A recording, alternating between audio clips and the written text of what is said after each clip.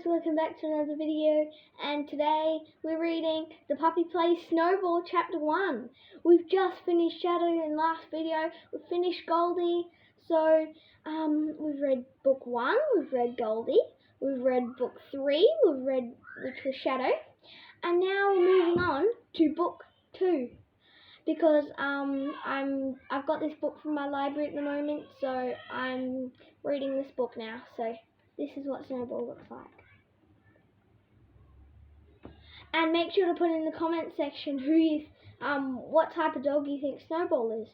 Have a good look, and then we'll get into the chapter. Okay, you've had a look. If it wasn't enough time for you, just go back and pause it and have a think. Time to get into chapter 1. Chapter 1. Dear Mrs. Peabody, knock knock. Now you say, who's there? Isabel. You say, Isabel who? Isabel Necessary on a bicycle? Charles laughed. He showed his letter to his best friend Sammy. Sammy sat next to him in Mr. Mason's class. Sammy laughed when he read Charles's letter, but he also raised his eyebrows and looked over at Mr. Mason. Charles guessed what Sammy meant. He crumpled up the piece of paper and started over. It probably wasn't good to start up a letter with a knock-knock joke, especially to a person he did not know. Mr. Mason was a good teacher, but he was pretty serious. He'd been teaching about the right and wrong ways to write a letter since Thanksgiving. Now it was almost Christmas, and everyone in room 2B had heard it over and over again. Say why you were writing the letter at the very beginning, and make sure to let the reader know who you are. They felt they'd been writing letters for weeks, and Charles felt like he'd already written 1,000 letters. Well, maybe 5. Well, maybe 10. At least 5. There was one to the president. Charles asked him about how he had named his dog. There was the one to Holly James, his favourite writer. Charles asked her where she got all her ideas, and if she had a dog. There was the one to his parents. The letter explained all the reasons why Charles deserved a really, really good Christmas present this year. Like a dog. Charles really loved dogs. Now he was supposed to be writing to Mrs. Peabody, who was going to become his grandbuddy. Every kid at Littleton Elementary was getting a grandbuddy soon. Each class was going to be visiting the Meadows, which was a place where older people lived. Not sick old people like in a hospital. These old people lived in their own apartments and took care of themselves with little help. But they might get a little lonely sometimes, and maybe their real grandchildren live far away.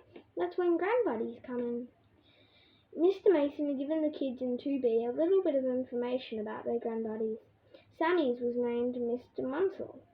Mr. Munsell has once been a pitcher in the minor leagues. Charles's information sheet said that Mrs. Peabody had been a librarian. That was okay, but not as exciting as a baseball player. Charles decided to start his letter over, trying to keep Mr. Mason's directions in mind. Tell your grandbuddy a little bit about yourself, Mr. Mason had said. Your family, your likes and dislikes, your favourite food. And don't forget to ask your grandbuddy about himself or herself too. Have fun with it. Maybe Charles had been trying too hard with the fun part. Maybe Mrs. Peabody didn't even like knock-knock jokes. Dear Mrs. Peabody, hi, I'm going to be your grandbuddy. My name is Charles Peterson. I'm 7 years old and in 2nd grade. I have one older sister called Lizzie. She is in 4th grade. I also have one younger brother called Adam, but we call him the Bean. He's little, only 2.5. We adopted him when he was a baby. The Bean thinks he is a dog and likes to bark and drink from a bowl on the floor. My dad is a fireman and my mum is a reporter. Charles stopped writing and thought for a moment. What else could he tell Mrs. Peabody about himself? Mr. Mason said that sharing likes and dislikes was a good way to get to know someone. My likes and dislikes are, I like dogs. I love dogs. A little while ago, my family got to be a foster family for a golden retriever puppy named Goldie. A foster family takes care of a puppy for a little while, and they help find a really good forever home for the puppy too. Mum says our family isn't ready for a full-time dog, but she liked having Goldie even though she chewed some stuff up. Goldie, not Mum. Anyway, it was the best fun ever, except when we had to give her away. Goldie, not Mum. The coolest thing is, the home we found for Goldie is with my best friend Sammy. He lives right next door, so I get to see her all the time. Charles thought for a minute. I also like knock-knock jokes. I'll tell you one when I meet you. Hint, it's about a dog. My dislikes, not having a dog of my own, and mushrooms. My favourite food is spaghetti, but I don't like meatballs. If I had a dog, I could give him my meatballs. Charles put down his pencil and shook out his hand. He had been writing a lot.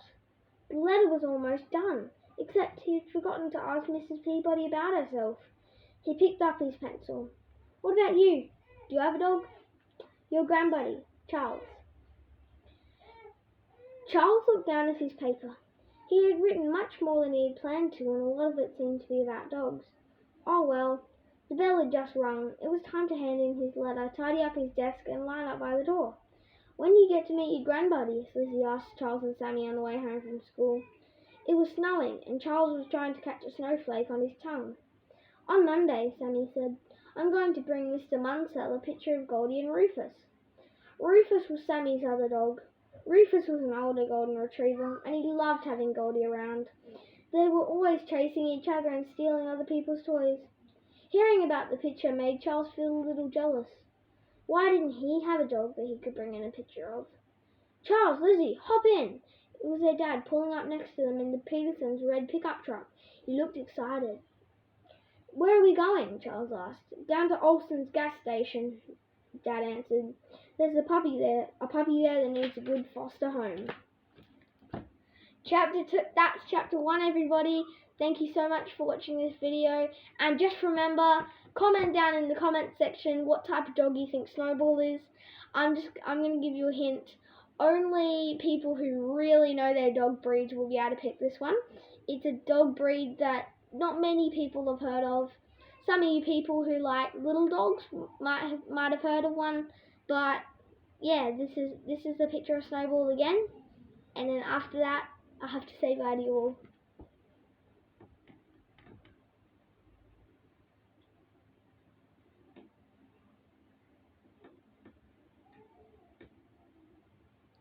Okay everybody, thank you so much for watching this video, and see you next time.